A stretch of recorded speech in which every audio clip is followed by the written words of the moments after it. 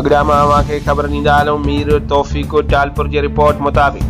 अगड़ा लॻी ॻोठ महर अली टालपुर में सीनियर सियासतदान मीर अब्दुल हादी टालपुर जी घरवारी ऐं advocate Mir Arshad Talpur, doctor Mir Mushtaq Talpur, advocate Mir Imtiaz Talpur जी अमर जी वफ़ात ते टालपुर हाउस तॾे ते मुख़्तलिफ़ सियासी, समाजी,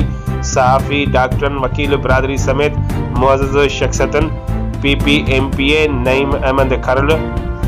पीर सैयद नूरुल हुदा शाह, एडवोकेट ख़ालिद हुसैन शेख, एडवोकेट कुर्बान अली मलाणो, सदर high court bar Sukkur, member of judicial commission of Pakistan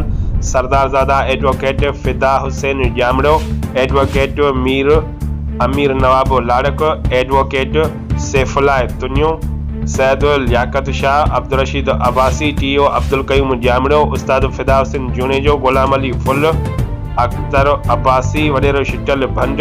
Chaudhary Faqir Mohammad आराइन, Chaudhary Arshad आराइन, Nabi Bakhsh Sial, Agra town chairman Makhdoom Nadeem Hashmi, Nazir Khan Unnar, Liaquat Mangi, Faqir Ali Dino Mangi, Nooruddin Panwar, Mian Fida Hussain Abbasi, साबिक़ टाउन चेयरमैन गिम्स अस्पताल जे डॉक्टर्स जी टीम सां गॾु neuro surgeon doctor Amjad Qureshi, ANT doctor Junaid Mahesar, head of anaesthesia doctor Suhail Ahmed Sahto, doctor Shahid Bhatti, Ejaz Khokhar, ताजिर जुल्फ़कार नकवी, मियाँ बशर फारूकी, डॉक्टर मंसूर मरखंड,